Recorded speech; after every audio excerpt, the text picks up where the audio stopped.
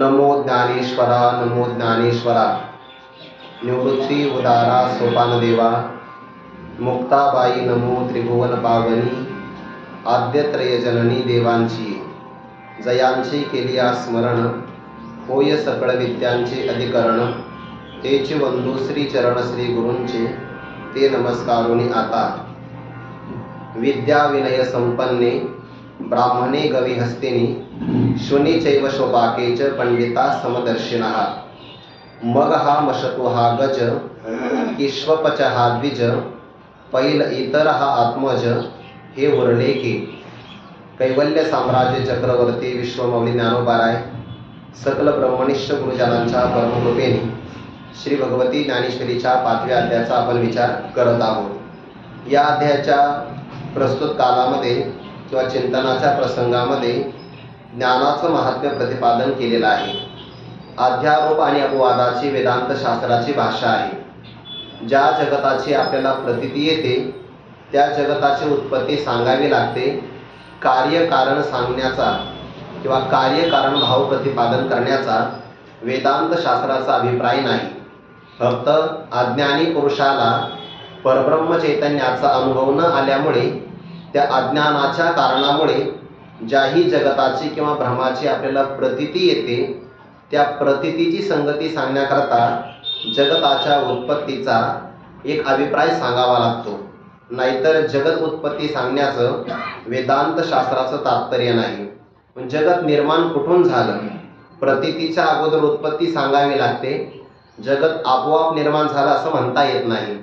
या अफाट जगताचा, ज्याचा आपण बुद्धीच्या द्वारे विचार करू शकत नाही, अशा जगताचा कोणीतरी सर्वज्ञ करता मानावा लागतो. आणि म्हणून वेदांत शास्त्रामध्ये जन्माद्यशयतः ब्रह्मसूत्र आहे किंवा श्रुतीचं प्रमाण आहे. यतो वा इमानि भूतानि जायन्ते, येन जातानि जीवन्ति, यत्पर्यन्ति विसंविशन्ति, तद्विजिज्ञासस्व तद्ब्रह्मेति. ब्रह्म कारणवाद आहे. जगताचं कारण ब्रह्म आहे, परंतु शास्त्रामध्ये अशी प्रमाण आहे की ब्रह्म असंग आहे. असंग ही अयम पुरुषः निर्विकार आहे, अक्रिय आहे. जे असंग निर्विकार जर असेल, जगताच्या उत्पत्तीला कारण कसं काय होईल? ज्ञानोबरायचं पण प्रमाण आहे. जे कार्य ना कारण, जया दुजे नायक पण, आपण याचे जाण आपणची. असं असंग असणारं परब्रह्म जगताचं कारण होऊ शकत नाही. मग त्या परब्रह्माला जगताचं कारणत्व द्यायचं असेल तर त्यासाठी माया नावाची उपाधी मानलेली आहे. आणि ज्याला माया उपाधी लागते त्याच परब्रह्माला ईश्वर असं म्हणतात. पण ही भाषा वेदांत शास्त्रातली अध्यारोपाची आहे. अध्यारोप आणि अपवादाच्या द्वारे निष्प्रपंच असणारं परब्रह्म तत्व सांगायचं आहे. पण हीच भाषा खरं मानून एखादा म्हणत असेल की तो सृजी, पाळी, संहारी, ऐसे बोलती जे चराचरी, ते अज्ञान गावधारी पंडुकुमारा. या ओळीतला भाव लक्षात घ्यायचा आहे. शुद्ध असंग निर्विकार असणारं परब्रह्म, त्या भूमिकेतून पाहिलं तर परब्रह्मावर आलेला जगताच्या उत्पत्तीचा, पालनाचा आणि संहाराचा सुद्धा एक प्रकारचा आरोप आहे. ही भाषा बोलणं सुद्धा अज्ञानातली भाषा आहे. परंतु श्री गुरूंना शरण गेल्यानंतर त्यांच्या मुखारविंदातून महावाक्याचं श्रवण झालं. ईश्वराच्या ठिकाणची माया उपाधी तिचाही निराश केला आणि जीवाची असणारी अविद्या उपाधी तिचाही बाध झाला. तर शुद्ध असणारं चैतन्य एकच आहे. आत्म अंतकरणामध्ये असणारं ज्ञान आणि त्या ज्ञानाच्या द्वारे किंवा आत्मस्वरूपाला विषय करणारं आत्मज्ञान, त्या ज्ञानाच्या द्वारे अनादी कालापासून हे अज्ञान ज्याचं नष्ट झालेलं आहे, त्याच्या अंतकरणाच्या वृत्तीमध्ये अहम ब्रह्मास्मी या काराने प्रगट झालेलं जे विशेष ज्ञान आहे ते सूर्याप्रमाणे प्रकाशमान आहे. जसा सूर्य उदयाला आल्यानंतर जगतातल्या पदार्थाचं ज्ञान करून देतो आणि त्यासाठी अन्य साधनाची अपेक्षा ठेवत नाही, तसं अंतकरणामध्ये प्रगट झालेलं अहम ब्रह्मास्मी आकाराचं ज्ञान हे प्रगट झाल्याबरोबर ज्ञेय असणाऱ्या परब्रह्म चैतन्याचं आपल्याला आत्मत्वाने ज्ञान करून देतं. यासाठी कर्म, उपासना, योग, याग, जप, तप या कोणत्याही साधनाची ती अपेक्षा बाळगत नाही. या ज्ञानाने अज्ञान नाहीसं झाल्याबरोबर अज्ञानजन्य असणारा भ्रांतीचा भ्रमही निवृत्त होतो आणि मग ईश्वराचं अकर्तृत्व प्रगट होतं. ईश्वर अकर्ता आहे असं आपल्या चित्ताला मान्य झालं की तो ईश्वर मीच आहे किंवा मीच ईश्वर आहे असा विचार विवेक अंतःकरणामध्ये उदयाला येतो. यातलाही बारकावा असा आहे, ईश्वरच मी आहे असं म्हणत असताना उपाधीसहित ईश्वर मी आहे असा अर्थ नाही घ्यायचा. माया उपाधीचा बाध करून जीवाची असणारी अविद्या उपाधी सोडून जीवाच्या ठिकाणी असणारं कूटस्थ चैतन्य आणि ईशपदाचं लक्ष असणारं ब्रह्मचैतन्य या अनुषंगाने तोच मी, तेच ईश्वर चैतन्य मी आहे म्हणजे ब्रह्मचैतन्य आणि कूटस्थ चैतन्य यांचं कायमचं मुख्य समानाधिकरण आहे असं मान्य झालं. याला म्हणतात खऱ्या अर्थाने विवेक. आणि हा विवेक जर उदयाला आला तर आपली नित्य मुक्तता आपल्याला हस्तगत होते. त्या पुरुषाला जगतामध्ये भेद अनुभवाला येत नाही.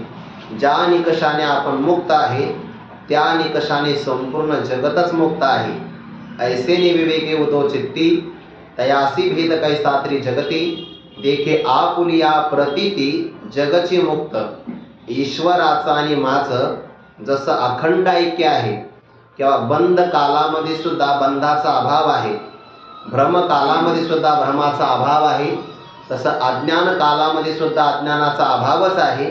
ज्या काळामध्ये मी स्वतःला बद्ध समजत होतो त्याही काळामध्ये मी मुक्तच आहे. मुक्त कासया म्हणावे बंद नशी नाही ठावे. रज्जूचं म्हणजे दोरीचं रज्जू रूपाने आपल्याला ज्ञान झालं तर त्या काळामध्ये आपल्याला असा अनुभव येतो की सर्प उत्पत्तीच्या पूर्वी नव्हता. आता रज्जूचं ज्ञान झालं, याही काळात सर्प नाही. नव्हे, ज्या काळामध्ये मला सर्पाची प्रतीती आली होती त्याही काळामध्ये सर्प नव्हता. याचा अर्थ सर्पाचा त्रैकालिक अत्यंताभावाचा त्याचा निश्चय होऊन जातो. यालाच म्हणतात की बंद कालामध्ये सुद्धा बंधाचा अभाव आहे. म्हणून ज्या निकषाने मी मुक्त आहे त्याच निकषाने संपूर्ण जगतही मुक्त आहे.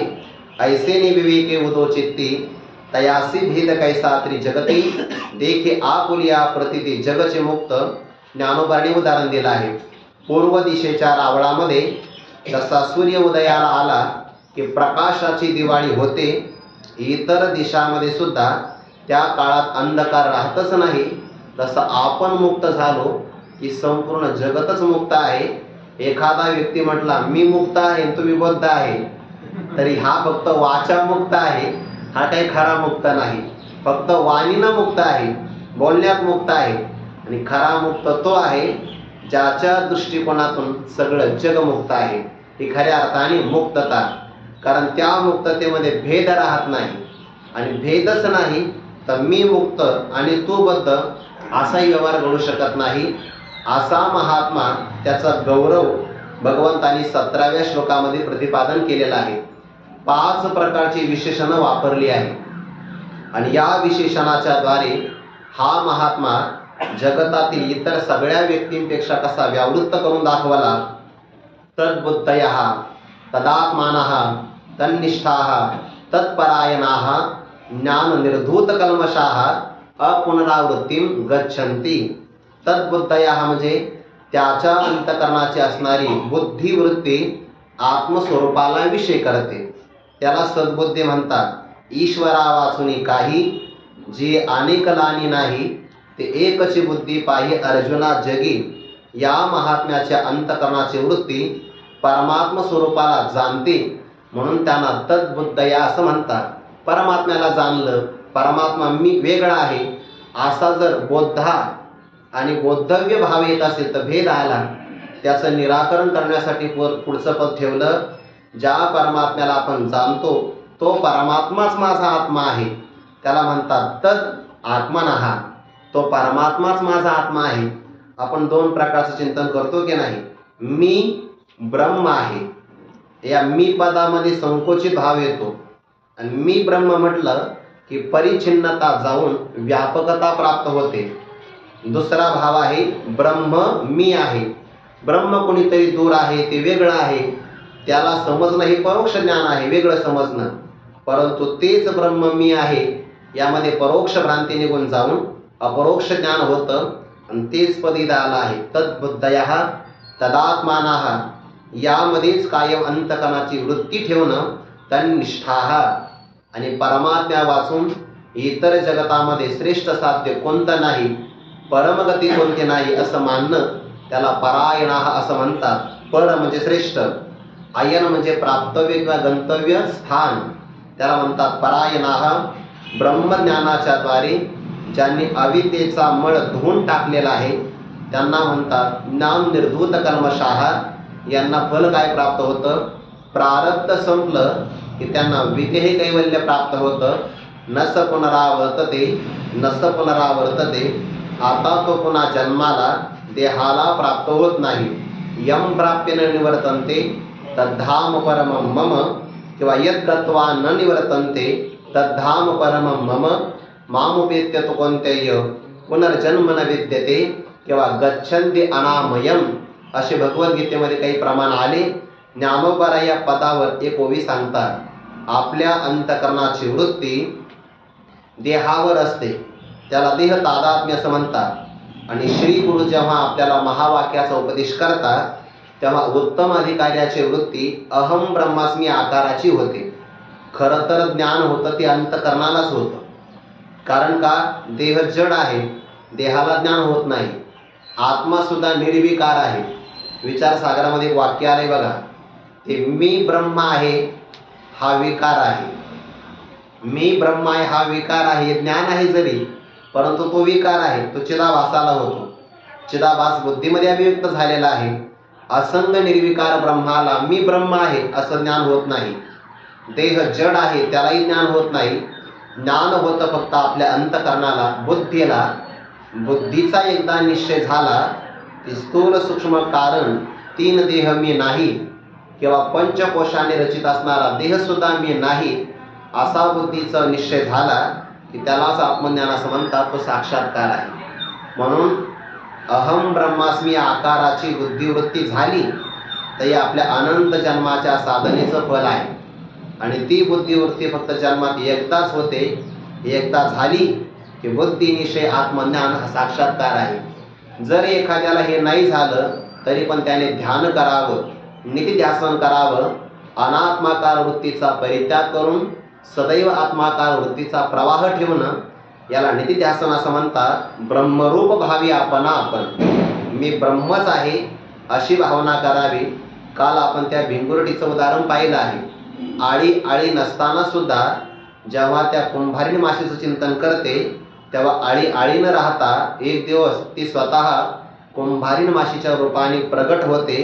तसं निधिध्यासनात्मक ध्यान केलं की ब्रह्मरूप भावी आपण आपली असणारी अंतकरणाची वृत्ती कायम ब्रह्मस्वरूपामध्ये ठेवणं, याला म्हणतात ब्रह्मनिष्ठा राखे पूर्ण. शास्त्रामध्ये असं चिंतन आलंय बरं. बुद्धिनिश्चय आत्मज्ञान हा साक्षात्कार आहे. नाही शक्य झालं तर ब्रह्मरूप भावी आपण हे निधिध्यासन आहे. निधिध्यासनाच्या अगोदर श्रवण, विचाररूप असणारं श्रवण आणि मनन करावं लागतं.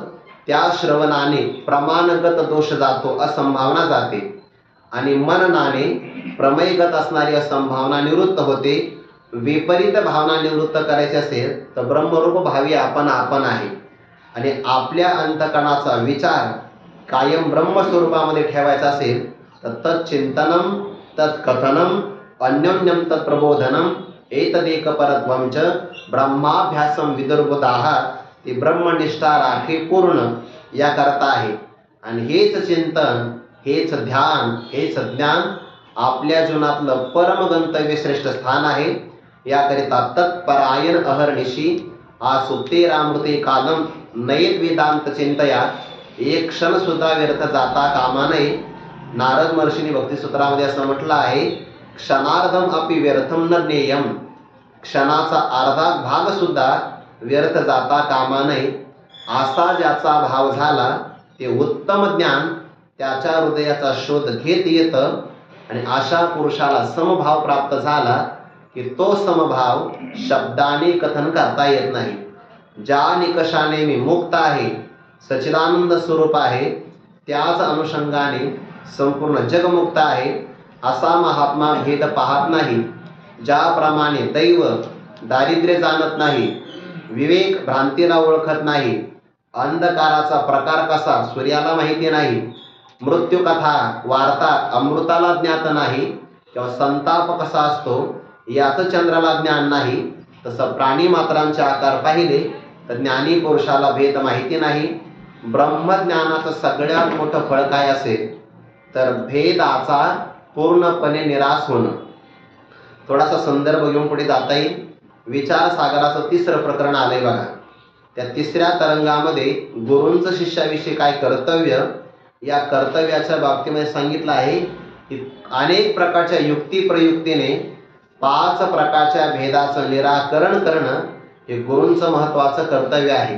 त्यामध्ये जीवेश्वराचा भेद, जीवाजीवाचा, जडाजडाचा, जीवजडाचा आणि जडीश्वराचा, हे 5 प्रकारचे भेद जीवाच्या दुःखाला कारण आहे.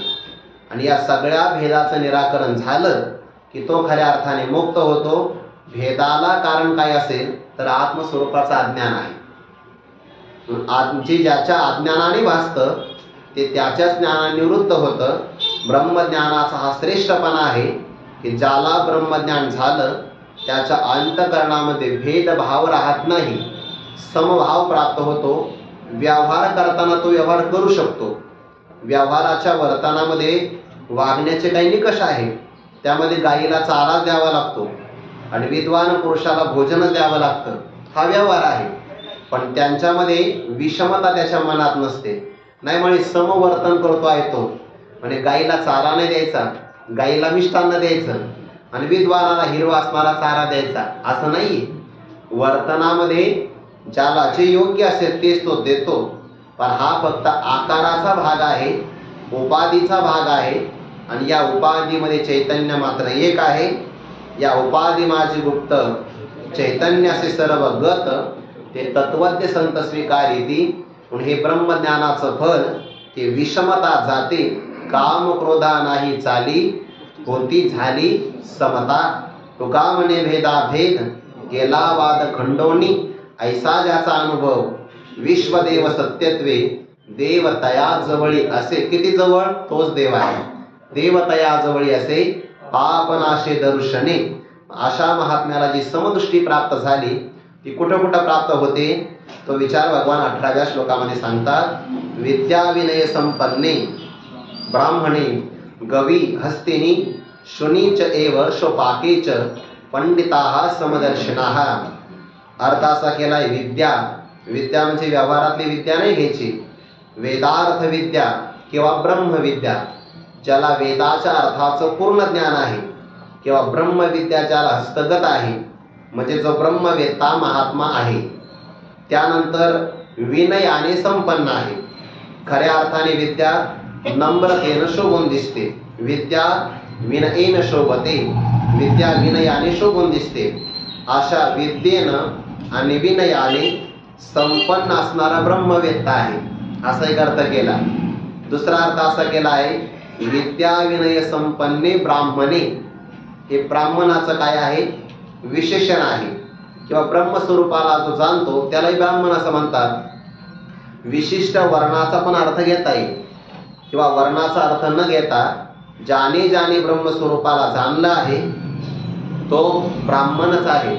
असा ब्रह्मवेत्ता किंवा ब्रह्मवेत्यामध्ये ज्याला ज्ञान झालं आहे तो स्वतः ब्रह्मज्ञानी आहे. असा ब्रह्मज्ञानी महात्मा दुसऱ्या ब्रह्मवेत्याला जेवढं मानतो तेवढं इतरांना सुद्धा मानतो आहे. विद्या विनय संपन्ने. वास्तविक या दोन गोष्टी कधी एकत्र राहणं शक्य होत नाही बरं. एखाद्या विद्या असते तर विनय नसतो. कारण विद्या जर अल्प असेल ना तर त्याचं पर्यवसान गर्वामध्ये होतं. विद्या अल्पपरी गर्व शिरोमणी. प्रमाण आहे ना, गर्वामध्ये हिमालय पर्वता एवढा आणि विद्या अल्प. जे अल्प विद्या जर असेल ते पाणी आणण्याकरता जर आपण गेलो पाणी आणण्यासाठी तर पाण्याचं जे भांड अर्ध भरलेलं आहे ते हिसळतं बघा, ते आवाज करतं. आणि काठोकाठ भरलेला जर हंडा असेल ना पाण्याचा गळ्यापर्यंत तर तो आवाज करत नाही. तसंच आहे, अल्पविद्या असेल तर परिवसन गर्भात होतं. त्याला आपल्या मराठी भाषेमध्ये एक म्हण आहे, वासरात लंगडी गाय शहाणी. लंगडीच गाय आहे पण वासरात शहाणी आहे.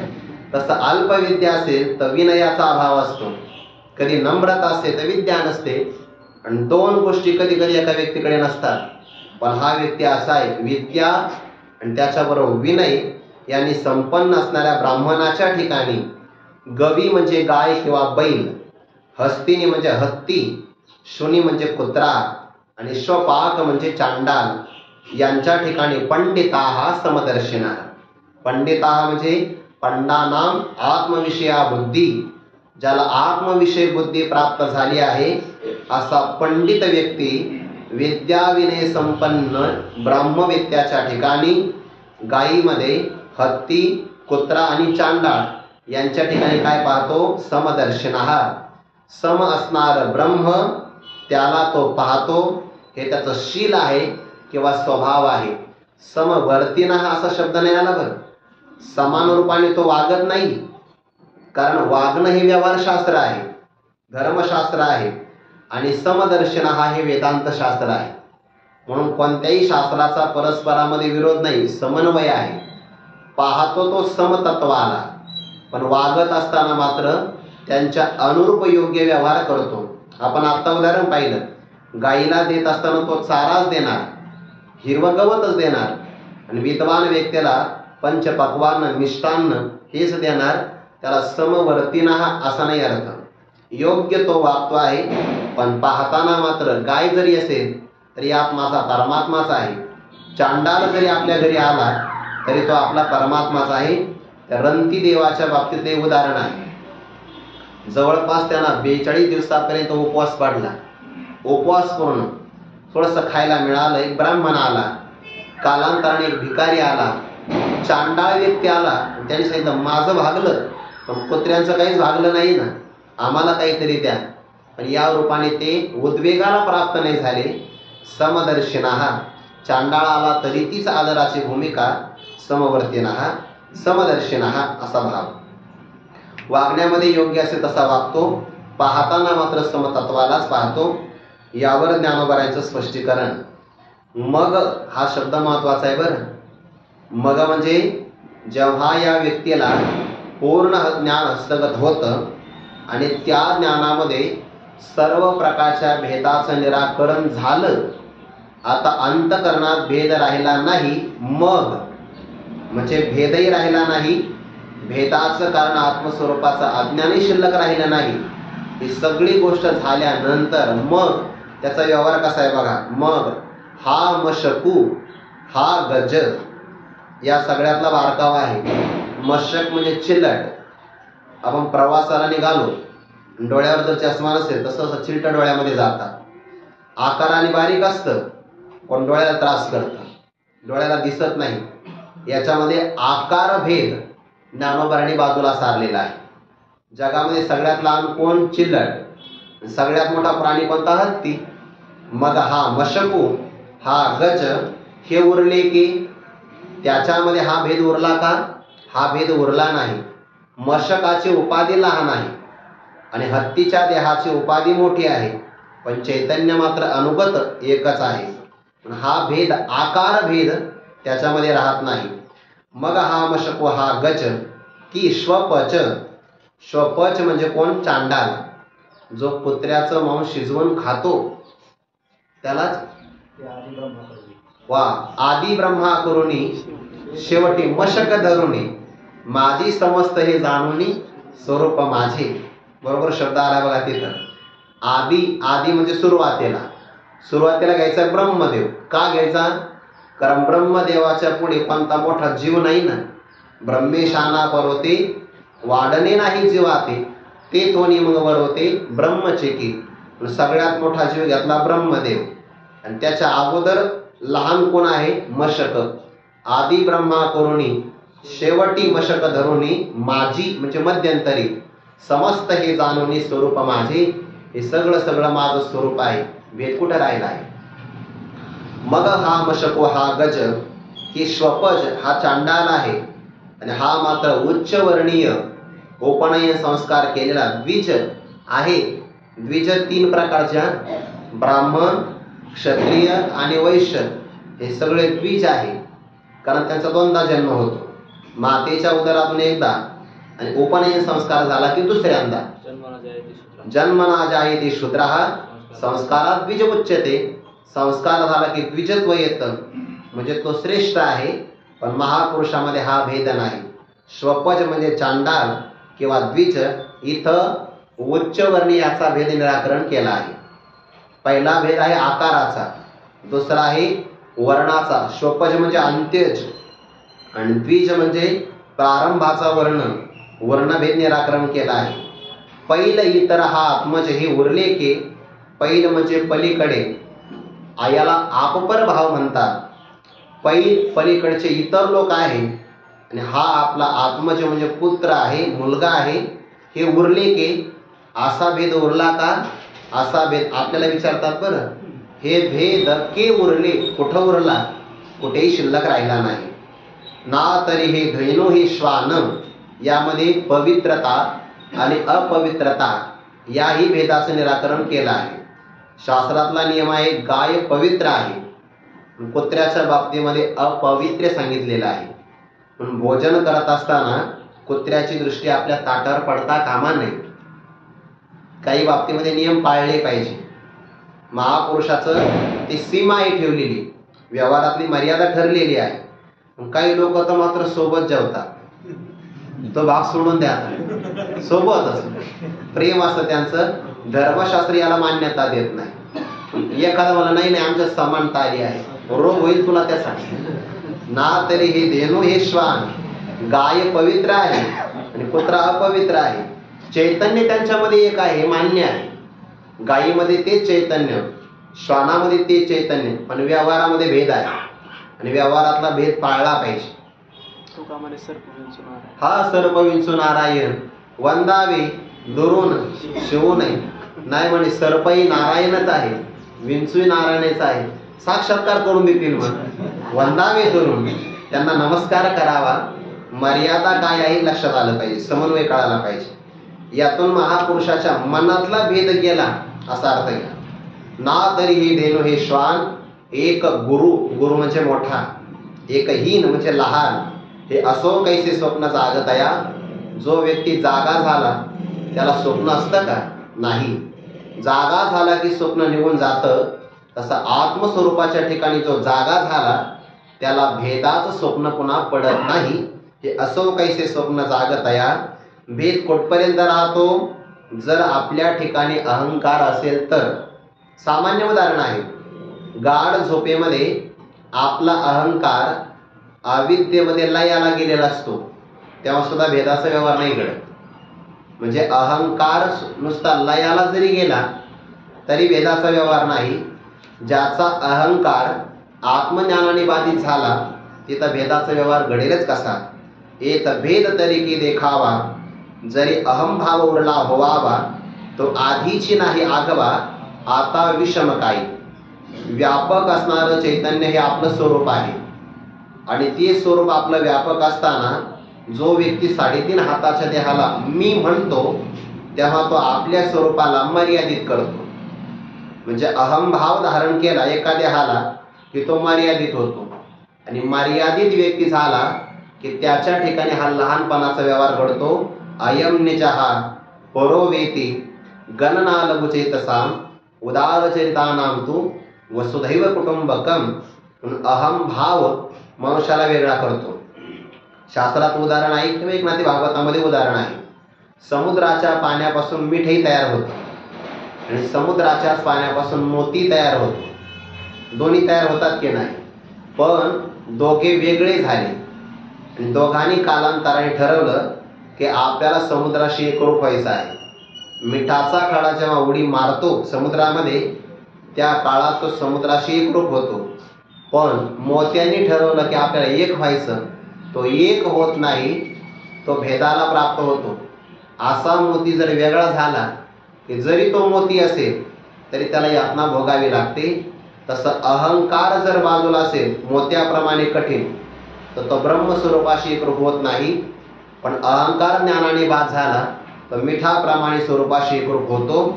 बाजूला झाला जसा मोती की समुद्राशी त्याचा भेद आलाच, तसा अहंकाराने जीव देह तादात्म्य भ्रांतीवर आला की भेद आलाच. पण इथे अहंभाव शिल्लक राहिला नाही. ते देहोहम असा भाव असेल तर देहोहम हा भाव घालविण्यासाठी अहम ब्रह्म हे ज्ञान प्रगट व्हावं लागतं. आणि अहम ब्रह्म हे ज्ञान प्रगट झालं की मी देह आहे याला ते घालवतं. मी देह ही भावना निवृत्त झाली की आपल्याला कामच राहत नाही. त्याच्यामुळे अहम ब्रह्मास्मी हे ज्ञान सुद्धा निवृत्त होतं. जसं अग्नी लाकडाला लागला, लाकडाला जाळतो तो, एकदा लाकूड जळालं आता कामच राहिलं नाही की तो अग्नी सुद्धा संपून जातो. किंवा कापुराची वाती वजळली ज्योती ठाईची समाप्ती झाली जैसे.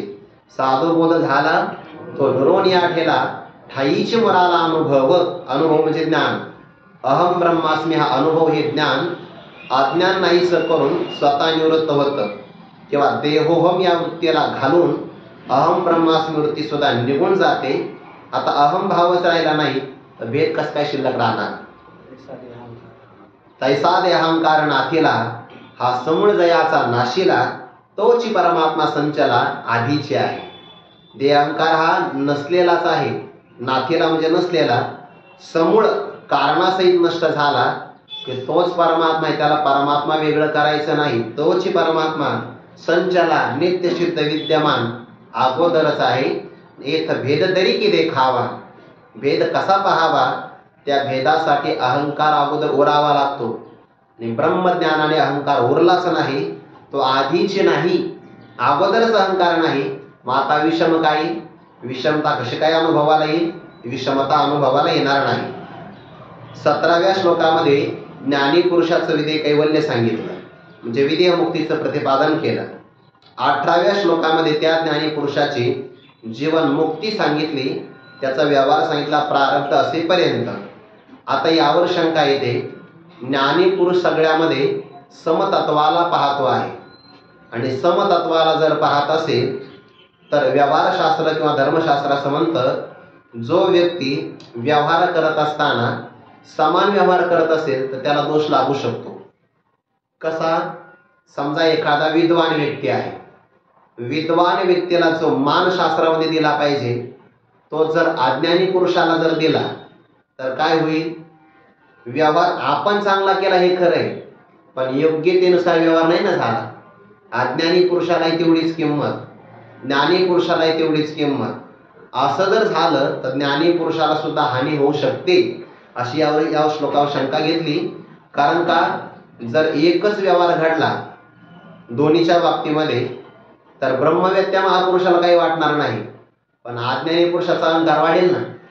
तो काय म्हणेल, ते का सामान्य आहे का, माझी सुद्धा योग्यता ज्ञानी पुरुषाच्या बरोबरचीच आहे. असा अहंकार वाढला तर दोष लागू शकतो. आणि दोष लागला तर मग तो पापाचा भागीदार होऊ शकतो, समान व्यवहार करणारा.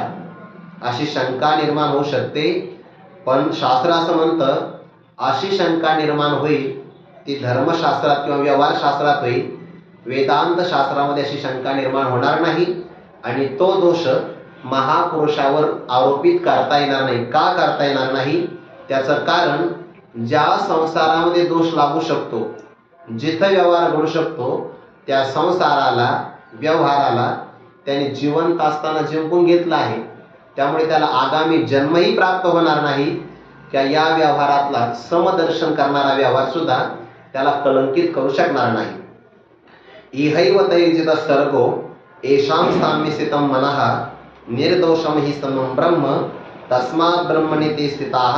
इह एव तैः जितः सर्गः येषां साम्ये स्थितं मनः निर्दोषं हि समं ब्रह्म तस्मात् ब्रह्मणि ते स्थिताः.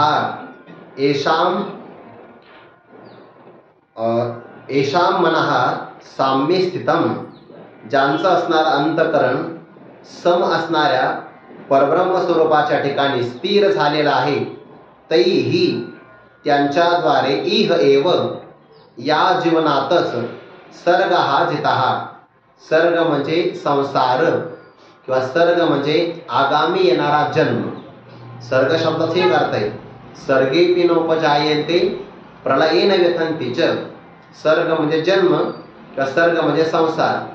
ज्यांचं अंतकरण परब्रह्म स्वरूपाच्या ठिकाणी स्थिर झालेलं आहे त्या पुरुषाने या देहातच जिवंत असतानाच पूर्ण संसार जिंकून घेतलेला आहे. त्यामुळे जरी त्याने समदर्शन केलं तरी पण त्याच्या समदर्शनामध्ये व्यवहारातला दोष त्याच्यावर लागू शकत नाही. यातला एक बारकावास आहे. जेव्हा एक शंका केली ना यावर पूर्व पक्षाने, तेव्हा ती शंका व्यवहारशास्त्रातली आहे, धर्मशास्त्रातली शंका आहे आणि कुठं गेली आहे? वेदांत शास्त्राच्या विषयी. म्हणून त्याला उत्तर दिले महापुरुषाने की तुझी शंका व्यवहारशास्त्रातली धर्मशास्त्रातली आहे, वेदांत शास्त्रामध्ये ती लागू शकत नाही. तो जो म्हणत होता ना की त्याला दोष प्राप्त होईल समान व्यवहार केल्यामुळे किंवा सम पाहिल्यामुळे, असा दोष लागणार नाही. का बरं? कारण ज्या ब्रह्मस्वरूपाला तो प्राप्त झाला आहे ते ब्रह्म निर्दोष आहे आणि निर्दोष ब्रह्माला प्राप्त झाला तर त्याला सदोषता विषय काय प्राप्त होईल? हे नामकारण. निर्दोषम ही समम ब्रह्म.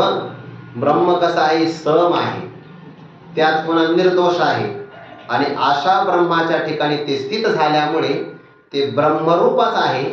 त्यामुळे त्यांना कोणताही व्यवहार लागत नाही. सामान्य नियम आहे. आपण म्हणतो ना समान सत्तेमध्ये साधक बाधक व्यवहार घडतो, पण हाही नियम काही सगळ्या ठिकाणी लागू होत नाही. पाणी तरी समान सत्तेतलंच आहे ना, व्यावहारिक सत्तेतलं, आणि कमळाचं पान ते व्यावहारिक सत्तेतलंच आहे. जरी व्यावहारिक सत्तेतलं असेल तरी पण कमळाचं पान पाण्यात राहून सुद्धा लिप्त होत नाही. जर व्यावहारिक सत्तेमध्ये सुद्धा कधी कधी समान सत्ता असताना सुद्धा साधक बाधक व्यवहार घडत नाही. हा तर ब्रह्मस्वरूपामध्ये रमलेला आहे, ब्रह्मरूपाला प्राप्त झालेला आहे, म्हणजे पारमार्थिक सत्तेमध्ये आहे आणि व्यावहारिक सत्तेतला व्यवहार त्याला काय दोषयुक्त करणार आहे? निर्दोषम ही समम ब्रह्म. तस्मात म्हणून अर्जुना, ब्रह्मस्वरूपामध्ये ते स्थित झाल्यामुळे त्यांनी संसार आता जिंकून घेतला. त्यामुळे संसार जिंकून घेतला म्हणजे पराभूत केला, त्यामुळे त्यांना दोष लागणार नाही. म्हणून सर्वत्र सदासम, ते आपणची अद्वय ब्रह्म हे संपूर्ण जाणे वर्म समदृष्टीचे. म्हणून या कारणामुळे ज्ञानोबांचे पद 3 आहे, पण 3 पदामध्ये 3 प्रकारचे परिच्छेद बाजूला केले आहे. 3 प्रकारचे परिच्छेद आहे. एक आहे देशाचा परिच्छेद, दुसरा आहे कालाचा परिच्छेद आणि तिसरा आहे वस्तूचा परिच्छेद. ज्ञानोबा म्हणतात ब्रह्म कसा आहे? सर्वत्र, सर्व देशात आहे म्हणून देशाचा परिच्छेद लागत नाही. सदा सर्व कालात आहे त्यामुळे त्याला काल परिच्छेद लागत नाही. आणि सर्व प्राणी मात्रांच्या हृदयात आत्मरूपाने समान रूपाने विराजमान आहे. सर्वत्र सदा सम. या 3 पदामध्ये ब्रह्म सर्वगत सदा सम. जेथ आणू नाही विषम, ऐसे जाणती ते अति दुर्गम, त्यांची भेटी झाल्या भाग्य परम. सर्वत्र देश परिच्छेद गेला, सदा काल परिच्छेद गेला आणि समपदाने वस्तू परिच्छेद गेला. पंचदशीमध्ये या 3 पदामध्ये येणारे 3 परिच्छेद निराकरण करण्यासाठी संपूर्ण एक श्लोक सांगावा लागला. न व्यापित्वा देशबंतो नित्यत्वा नापि कालतः, न वस्तुतोपि सर्वात्म्यात अनंत्यम ब्रह्मणी त्रिधा. 32 अक्षरामध्ये जे सांगितलं ना, ज्ञानोबा ते 7 अक्षरात सांगतात. म्हणून सर्वत्र सदा सम. ते काय आहे? ते ब्रह्म आहे, अद्वय, ज्याच्या वाचून दुसरं काही नाही. म्हणजे मग ते ब्रह्म वेगळं असेल नाही, ते आपणची, ते ब्रह्म आपणच आहे असा त्याला दृढ अपरोक्ष साक्षात्कार झालेला आहे. हे संपूर्ण जाणे वर्म समदृष्टीचे, हे समदृष्टीचं वर्म आहे. ज्याला समदृष्टी प्राप्त करायची आहे ना, समदृष्टी समज्ञान, त्याला पहिल्यांदा ब्रह्मस्वरूपाचा दृढ अपरोक्ष आत्मत्वाने साक्षात्कार घडावा लागतो. आणि जोपर्यंत ब्रह्मरूपाचा आत्मत्वाने साक्षात्कार घडत नाही तोपर्यंत समदृष्टीचं संपूर्ण वर्म त्याला हस्तगत होणार नाही. ज्यालाही वर्म प्राप्त झालं त्याचा व्यवहार किती गोड आहे. जी ही विषय संगन सांडिता, इंद्रियांतेन दंडिता, परिभोगिली निसंगता कामने विन. हा ज्ञानी पुरुषाचा अलौकिक अपूर्व व्यवहार आहे बरं. यातला बारकावा ध्यानात घ्यावा लागतो हा. यातला जर आपण एकच भाव घेतला तर आपल्याला या ओळीतलं तात्पर्य कळणार नाही. आता हा ज्ञानी पुरुष थोडा बारकाईने ऐका. हा ज्ञानी महात्मा सिद्ध महात्मा आहे आणि सिद्ध महात्मा होण्याच्या अगोदर त्याला साधकाच्या भूमिकेतून जावं लागतं. आणि साधक तो आहे की ज्याच्याकडे विवेक, वैराग्य, समाधी षटक आणि मुमुक्षुत्व हे साधन चतुष्टय अगोदरच विद्यमान आहे. म्हणजे ज्याने साधकीय जीवनामध्ये या साधन चतुष्टयाचं चांगल्या प्रकारचं अनुष्ठान केलं आहे तोच व्यक्ती पुढे सिद्ध अवस्थेला प्राप्त होतो. सिद्ध अवस्थेला प्राप्त झाला तरी पण साधकीय जीवनातला संस्कार त्याच्या अंतःकरणामध्ये कायमचा राहतो. जो 10वीचा पास झालेला विद्यार्थी आहे त्याने वर्षभर चांगला अभ्यास केलेला असतो म्हणून तो उत्तीर्ण चांगला होतो आहे. उत्तीर्ण झाला की त्याचा अगोदर अनुमान करावं लागतं. या अनुषंगाने जीही विषय न सांडिता विषय संग त्यांनी त्याग नाही केला म्हणजे विषय भोगले का असा अर्थ नाही यायचा. त्याने साधकीय जीवनामध्ये विषय टाकलेले आहे अगोदरच. प्रारब्ध बलाने जर आता त्याला राज्य मिळालं किंवा अनुकूल असणारे शब्दस्पर्शादी विषय मिळाले तर प्रारब्धाचा बलवान भाग असल्यामुळे तो आदरपूर्वक त्यांचा स्वीकार करतो. म्हणून ज्यांनी आतावर संपूर्ण जाणीव वर्म समदृष्टीची ही सिद्ध अवस्था आहे. या अवस्थेमध्ये विषय प्रारब्धाने जर हात जोडून समोर आले तर न सांडिता विषय टाकले नाही. जेही इंद्रियांतेन दंडिता आपल्या इंद्रियांचं त्याने दंडन नियमन केलं नाही असं नाही, ते अगोदर झालेलं आहे. आता जर इंद्रियांना अनुकूल विषय मिळाला, कल्पना करा एखाद्या ज्ञानी पुरुषाला दिवाळीच्या दिवसामध्ये एखादं आमंत्रण मिळालं, मग तो जेवणार नाही का? तो फराळाचे पदार्थ सेवन करू शकतो. या काळामध्ये इंद्रियांते न दंडिता परंतु भोगिले निसंगता कामने विन, कामने वाचून निसंगता अलिप्तपणा निर्विकारता तो भोगतो आहे. म्हणजे त्याचं अपूर्व जीवन असं आहे की बाह्य व्यवहारामध्ये त्याच्याकडे विषयांचा असणारा समूह आलेला आहे. इंद्रियांच्या द्वारे तो विषय सेवन करतोही आहे, पण ते करत असताना सुद्धा कोणत्याही प्रकारची कामना नसल्यामुळे, जशी अज्ञानी पुरुषाला कामना आहे, प्रबळ इच्छा आहे, तशी कामना त्याच्या ठिकाणी असल्यामुळे निसंगता, अलिप्तपणा, निर्विकारपणा ती स्थिती तो अनुभवतो आहे. बाह्य व्यवहार पाहिला तर लोकांसारखाच व्यवहार आहे त्याचा, पण आतून पाहिलं तरी तो व्यवहार त्याला लिप्त करू शकत नाही. जीही लोकांचे नि आधारे लौकिकेचे व्यापारे परी सांडिले दसरे लौकिक हे, लोकांचे नि आधारे व्यवहारातले लोक जसे वागतात तसा लोक व्यवहार तो करतो आहे. मग त्याचा वर्ण, आश्रम, देश, काल, परिस्थिती यानुसार घडणारा व्यवहार बाह्य लोकांसारखाच घडतो आहे. लौकिकेची व्यापारी, लौकिकच तो व्यापार करतो आहे. फरक काय आहे? एकच फरक आहे, लोकाच्या ठिकाणी अज्ञान आहे आणि त्याच्या ठिकाणी ते अज्ञान नाही.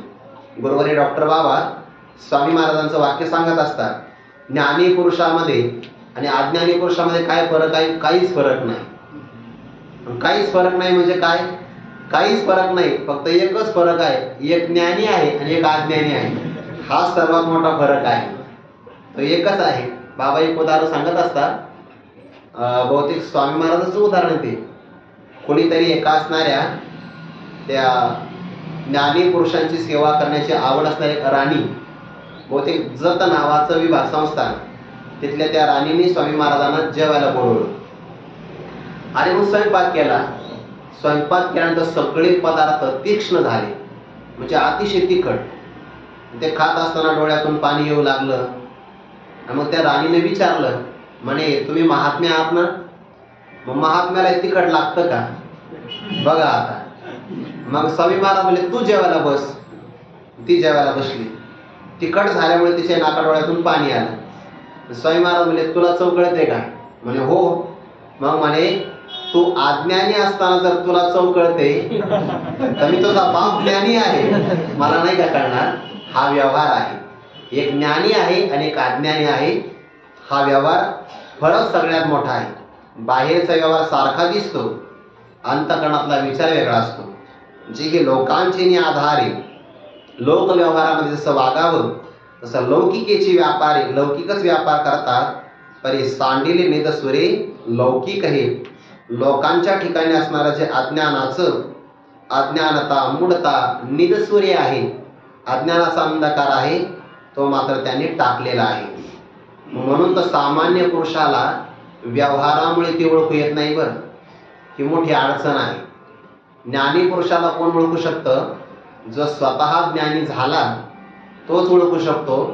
बाह्य व्यवहारावरून ज्ञानी पुरुषाला कोणीच ओळखू शकत नाही, कारण ही लक्षणं अंतःकरणातली आहे. कसे ओळखू येत नाही? उदाहरण, जैसा जाना माझे खेचर असं तुची जाना नव्हे गोचर, तैसा शरीरी परिसंसार नोळखे तयाते जैसा खेचर.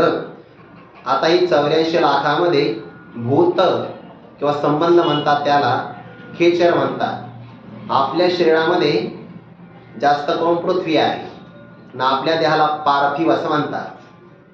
आणि एका शरीरामध्ये वायू जास्त असतो, आणि वायू कुठं राहतो? आकाशामध्ये. म्हणजे आकाशामध्ये जो चालतो म्हणून त्याला खेचर म्हणतात. आकाशामध्ये जो उडतो त्या पक्षाला सुद्धा काय म्हणतात? खेचर, कारण तो आकाशामध्ये उडतो. जसा पक्षी आकाशामध्ये उडतो तसा वायू सुद्धा कुठं चालतो? आकाशामध्ये. आणि त्या वायूप्रमाणे ज्याचा देह आहे त्या भूतांना सुद्धा खेचरच म्हणतात बरं, असा त्याचा अर्थ आहे. आकाशामध्ये चरचरती चालतो पक्षी सुद्धा खेचर आहे, वायू सुद्धा खेचर आहे. आणि वायूप्रमाणे वायूचं प्रमाण ज्यांच्या शरीरामध्ये अधिक आहे त्या भूतांना सुद्धा खेचरच म्हणतात. म्हणून त्यांचा देह सगळ्यांना दिसत नाही, त्याच्या राशीत असतात ना, त्यांना दिसतात म्हणतात. बघा, मांत्रिकाला दिसतात, आपल्याला नाही दिसत.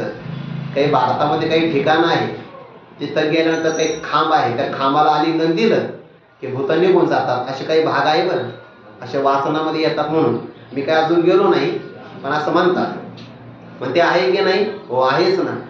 लोक व्यवहारात आहे, ते फक्त दिसत नाही. बघा, जैसा जना माझे खेचर, लोकांमध्ये भूत असतात असं तुची. आता काही लोकात असतात तर काही लोकच भूत असतात, असंही आहे. जना माझे खेचर, ते लोकांमध्येच राहतात. जन म्हणजे हा सगळा समूह, याच्यामध्ये भूत असतात असं तुची. असतातच, जना नव्हे गोचर. पण सामान्य पुरुषाला असून सुद्धा ते दिसत नाहीत. का? त्यांचं शरीर वायू शरीर आहे. ज्यांनी तुळशी रामायणाची रचना केली असे गोस्वामी तुळशीदासजी महाराज चरित्रात कथा आली भक्तविजयामध्ये. ते दररोज आहे ना अनुष्ठान करायचे. वाराणसी क्षेत्रामध्ये त्यांनी अनुष्ठान केलं. गंगेचं स्नान करायचं, प्रभू रामचंद्राचं दर्शन व्हावं म्हणून. प्रातर्विधीला गेल्यानंतर पाणी एका काटेरी झुडपावर टाकायचे. असं बरेच दिवस झाले. आणि एके दिवशी त्या झुडपातून एक भूत प्रगट झालं. ते म्हणाले, मी तुमची काही इच्छा आहे ते मी पूर्ण करतो. गोस्वामी तुळशीदास महाराज म्हटले, आपण अनुष्ठान केलं प्रभू रामचंद्राचं दर्शन होण्यासाठी, आणि अनुष्ठानाला फळ काय आलं बघा ना. म्हणे दर्शन व्हावं प्रभू रामचंद्राचं, झालं दर्शन भूताचं. म्हणजे लावले आंब्याचे झाडं आणि आले येड्या बाळूच्या शेंगा, असं झालं की नाही? म्हणे ते म्हणे माझं दर्शन वाया नाही जाणार. म्हणे मग तो प्रगट कसं काय झाला? तर त्या भूताने सांगितलं, शुद्ध जागेमध्ये आम्हाला राहता येत नाही आणि शुद्ध पदार्थ आम्हाला खाता येत नाही. त्यामुळे आपण जेव्हा प्रातर्विधीला आला, कानाला जाणवं आहे, तेव्हा या अवस्थेमध्ये आपण जे पाणी या झाडावर अर्पण केलं, या काटेरी झाडावर मी राहत होतो आणि अशुद्ध पाणी सेवन केलं, माझी ताण भागली. म्हणून भूतांना अशुद्ध खाण्याचा अधिकार आहे, पवित्र ते खात नाही. आणि जर त्यांनी पवित्र खाल्लं असतं, आपल्या वाट्याला कोणत्या मिठाई आल्या असत्या? एक सुद्धा नाही. ते जेवताना जर आपण ताटावरून उठून गेलो, ताटावरून, आता ते अन्न अशुद्ध आहे, उच्चिष्ट आहे, आणि उष्ट अन्न मग भूत खातात. म्हणून भरल्या ताटावरून कधी उठून जाऊ नये. किती महत्वाचा फोन तारखीचा आला तरी जाऊ नये. म्हणजे आम्ही परत येऊन बसलो ताटावर, मग तुम्ही एकटे नाही जेवत, एकमेका देव मुखी असं दोघ जण एकत्र जेवतात. भूत आहेच पण ते मात्र दिसत नाही. पुढे मग त्या भूतांनी हनुमंतरायाचा पत्ता सांगितला आणि हनुमंतराय तुम्हाला प्रभू रामचंद्राचं दर्शन करून देतील असा सगळा इतिहास आलेला आहे. भक्त विजय कथा ग्रंथात ही इतिहास आलेला आहे. कशा करता सांगितलं, जैसा जाना माझे खेचर असं तुझी जाना नव्हे गोचर, जसा लोक व्यवहारामध्ये तो दिसून असूनही दिसत नाही तैसा त्याप्रमाणे शरीरी हा महात्मा शरीरात आहे परी संसार ओळखीता याते, पण त्याला संसारातले लोक किंवा संपूर्ण जग त्याला ओळखू शकत नाही, कारण तशी दृष्टी त्यांना नाही म्हणून.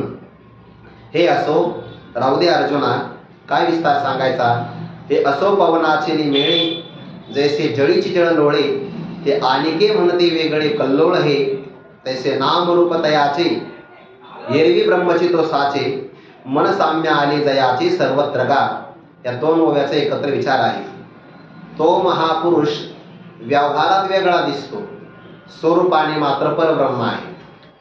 व्यवहारात वेगळा का दिसतो? व्यवहार करतो म्हणून, उपाधीमध्ये आहे म्हणून. उदाहरण हे असो पवनाचे मेळे, मेळ म्हणजे संयोग किंवा संबंध.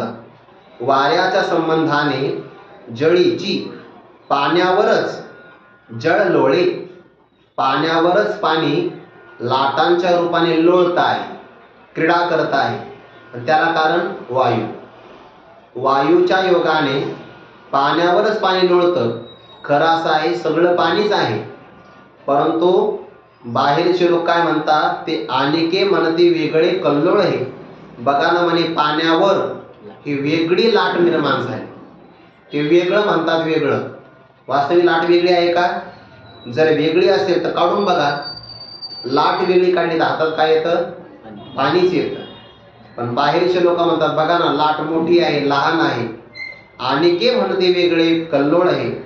बाहेरचे लोक त्याला लाट म्हणतात आणि पाणी पाणी पाण्या रूपानेच असतं. तैसे नाम रूप तयाचे, तसं त्या महात्म्याचं एक नाव आहे, त्याच्या शरीराचं एक रूप आहे.